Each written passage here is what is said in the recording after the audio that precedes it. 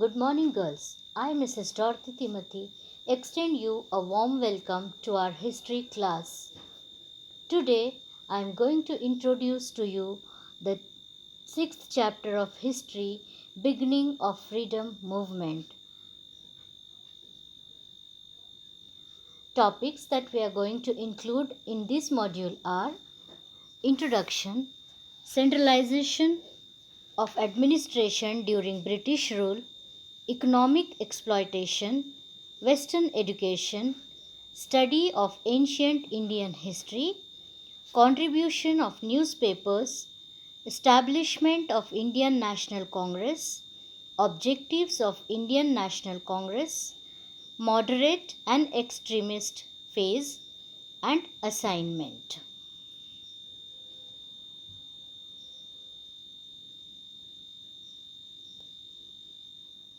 Introduction. English educated Indians were instrumental in bringing about Renaissance. They launched reform movements in social, political, religious, economic, and cultural fields. The Renaissance sowed the seeds of nationalism in India. The various movements in different parts of the country created the need of a political organization at all India level having common goal. Centralization of administration during British rule. Due to the British administration, its implementation on India brought the nation under one roof in its true sense. The uniform policies and equality before law brought unity in the nation.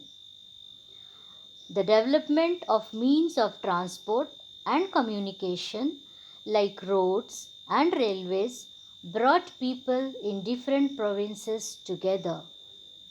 And with increase in contact with each other, the feeling of nationalism grew. Economic exploitation. The Indian wealth was flowing towards England by all means, and due to the imperialist policy of England, there was beginning of economic exploitation of India. The economic exploitation of India through the imperialistic policies led to the drain of the Indian wealth to England. Compulsion to grow cash crops, land taxes, and recurring famines made conditions of the farmers miserable. With the decline of traditional industries, there was increase in unemployment. Working class was exploited by the capitalists, and the middle class suffered due to various new taxes. This led this led to the discontent in the country. Now, Western education. India is a country of diverse languages, but with the introduction of English language, India got a new medium of communication and also became a binding factor for the whole country. Western education spread the modern values such as liberty, equality, democracy, and nationalism among Indians. And Indians inculcated the principles of rationalism, scientific attitude, humanity, and nationalism. Then they realized that they can carry out work of the country by following these principles. They developed the confidence that efficient governance based on these values can lead to progress of the country. And English language proved to be a new medium of not only communication but also binding factor for the whole country. Now, study of ancient Indian history. Many Indian and Western scholars started study of Indian culture. And after understanding that we are blessed with glorious ancient tradition, the Indians were awakened with a sense of identity. The Asiatic Society was established in Bengal to study ancient Indian culture by the British.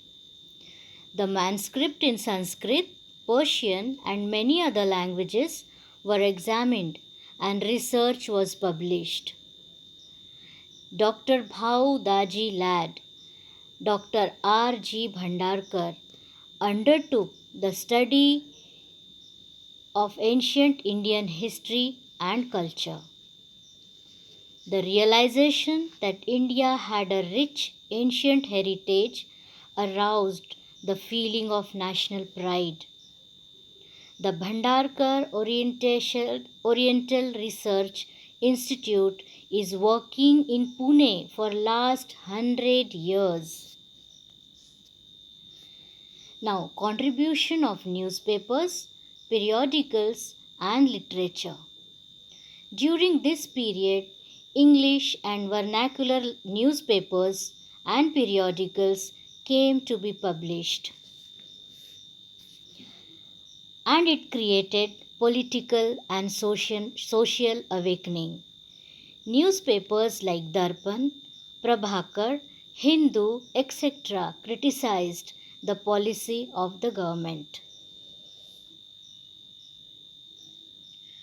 Now, establishment of Indian National Congress. The founding session of the Indian National Congress took place on 28th December 1885 at Gokul Das Tejpal Sanskrit School in Mumbai. Vomesh Chandra Banerjee was the president of this session. It was presided by Vomesh Chandra Banerjee, and he was a renowned lawyer from Kolkata and was attended by 72 delegates from different provinces of India. Alan Octavian Hume took the initiative in the founding of the Indian National Congress. Increase in number of Indians in administration and reduction in the expenditure of the military were the demands sent to the British, and it paved the way of India's freedom movement. Now, objectives of the Indian National Congress: to bring together the people of India on common platform irrespective of their religion, race, caste, language and geographical territory, and to create the feeling of oneness and bring about unity among them, to understand each other's problems and views, and to discuss the measures of the upliftment of the country.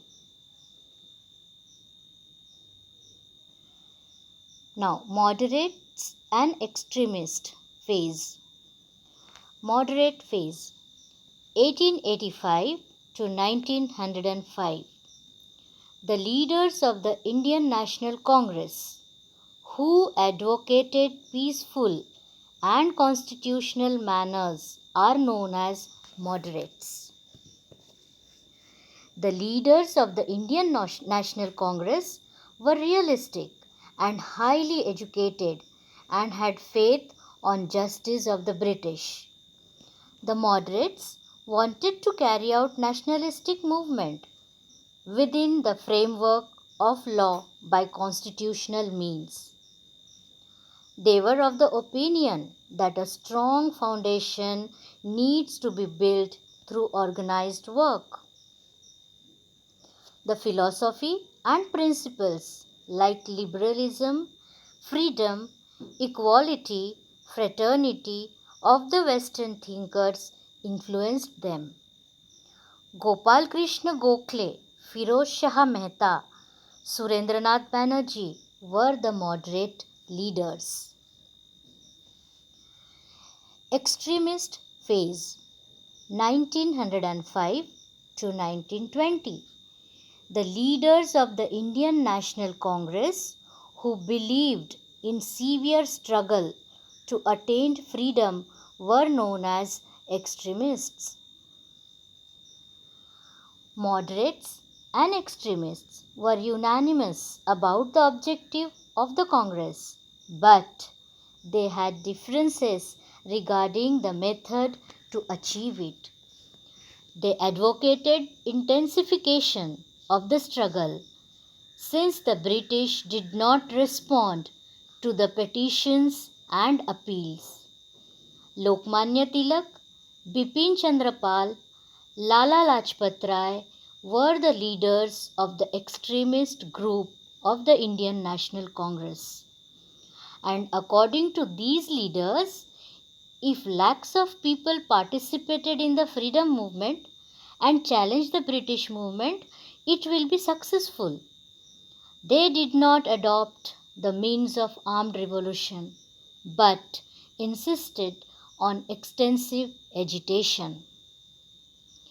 Methods adopted by extremists are: initially, the leaders used the medium of newspapers, national festivals, and national education to bring about political awakening.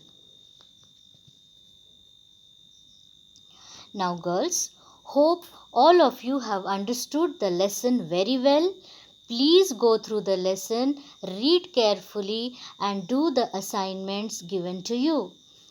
Now, assignment question number 1: write short notes on objectives of Indian National Congress, first session of the Indian National Congress, and Western education. Question number 2: write the names of moderate leaders, extremist leaders. Thank you.